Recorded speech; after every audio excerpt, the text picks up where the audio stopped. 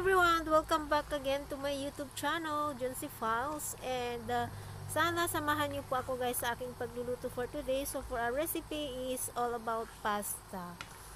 So ayan guys. So unang-una, iha-half boiled muna natin ang ating pasta. So una nagpakulo ako ng tubig and then nilagyan ko ng konting asin. At ngayon ilalagay natin ang ating 1 bowl of pasta. So, itong klase ng pasta po ang ginamit ko, pero pwede po kayong gumamit ng ibang klaseng pasta. Ayan, at pakukulan lamang po natin ito half-boiled kasi itutuloy natin ang ating pagluto mamaya po. Ayan, so ito na siya, half-boiled na siya. So, iseset aside po muna natin ito. And, uumpisahan na natin ang ating pagluluto. So, gagamit po ako dito ng butter. Ayan. Pag wala po kayong butter, pwede rin po yung margarine. Ayan, pwede rin po. At kung wala po kayong butter or margarine, pwede din pong cooking oil. Pwede din po. Ayan, at naglagay din po ako ng konting cooking oil para hindi po masunog agad ang ating butter. At tutunawin lamang na po natin ang ating butter muna. So, ayan guys, kung bago po kayo sa aking channel at hindi pa po nakasubscribe, please do subscribe to Joncy Files channel. And then, ngayon, igigisa po muna natin ang ating sibuyas. Ayan. And, please do click the subscribe button below if you are new to my channel. And also, please do click the notification bell para updated po kayo or ma-notify po kayo whenever meron po akong bagong upload na video. Ayan. And, after a few seconds of frying the onion, hindi ko po sinabay dito ang garlic. Ayan. And now, ilalagay na natin ang ating garlic and continue to fry this for a few seconds. Ayan. And gusto ko lamang din pong i-shout out lahat ng mga viewers, sa lahat ng nanonood ng aking mga videos. Thank you so much po guys sa inyong panonood, and sana panoorin nyo po hanggang dulo po ng aking video. At kung nagustuhan nyo po, please do click the thumbs up guys, and also kindly share our video for today. And gagamit po pala ako dito ng fresh na hipon, or pwede din po kayong gumamit ng frozen if you are in Europe country na wala pong fresh. Ayan. And, gigisahin lamang po natin ito for 1 to 2 minutes. And also, kung meron po kayong suggestions or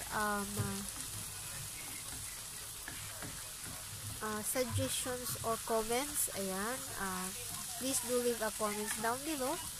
Ayan, very appreciated po. Thank you so much po sa inyong lahat guys, sa inyong panonood. Saan sulok man po kayo ng mundo, nanonood ng aking video. Thank you so much po sa inyong lahat. And ngayon, ilalagay ko po ang ating broccoli. Ayan. Pwede po kayong gumamit dito ng kahit anong klaseng gulay. Ayan, pwede rin po. And ang ating pong recipe is napakasimple lamang po. 3 recipe lamang po yan. Pasta, broccoli, and hipon or yung shrimps. And of course, hindi po nawawala yung ating bawang at sibuyas. Yun po yung ating panggisa. And yung salt at salt at paminta. Yun po, pampalasa po natin. Pwede rin po kayong maglagay dito ng magic sarap or any spices na pampasarap. Ayun po.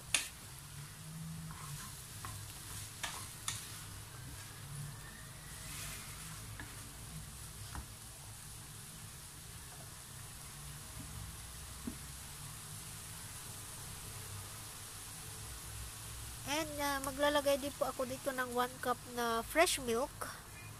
Ayan, yung condensed, evaporated milk pala. Ayun, evaporated milk. Ayan, naglagay po ako ng 1 cup. Pero kung meron pa kayong cream, mas maganda pong gumamit ng cream para mas creamy siya, and no need to add any pampalapot. And maglalagay din po ako dito ng konting asin. And of course, yung ating paminta.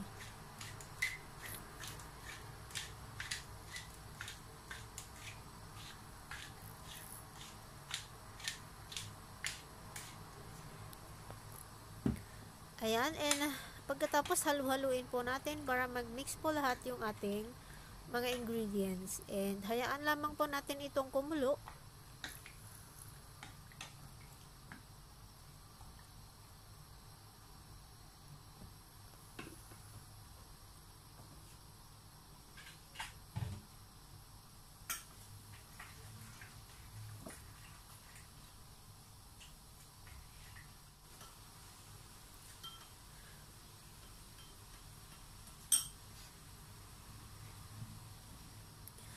So, ayan, after kumulo siya, haluin po muli natin siya.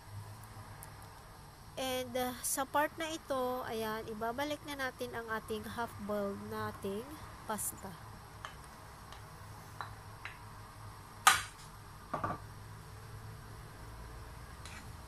And then, haluin po muli natin siya.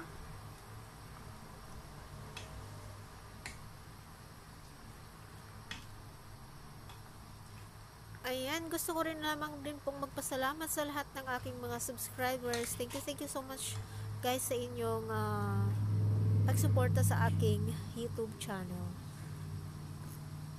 Ayan, and leave it to boil. At pagkatapos, maglalagay po tayo dito ng cornstarch slurry, yung pampalapot po natin, since ang gamit po natin dito is evaporated milk or yung fresh milk. Ayan, para pampalapot po. And maglalagay din po ako dito ng shredded na cheese. Ayan, pampadagdag lasa po and pampakreamy. Ayan.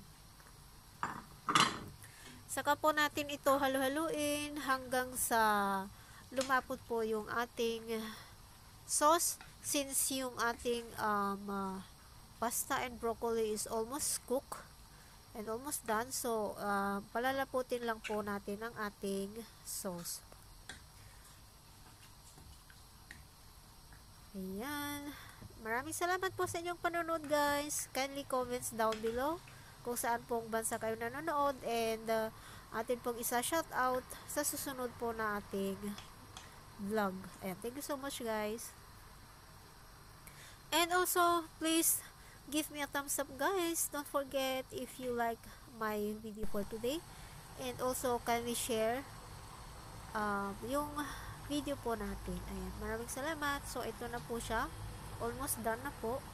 Ayan, maraming salamat po guys sa inyong panonood. And, magsubaybay sa aking YouTube channel. And this is my simple recipe of pasta with broccoli and shrimps, creamy pasta in white sauce. Yeah, thank you so much guys.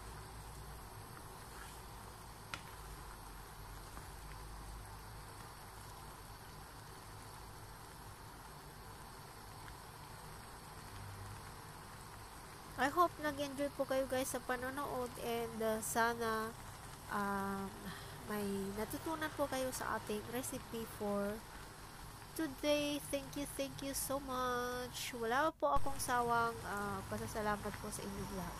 Ayan, so ito na po ang ating creamy pasta with broccoli in a white sauce. And thank you so much. This is really yummy, and I hope to see you guys on my next vlog. Thank you guys. Bye bye. See you.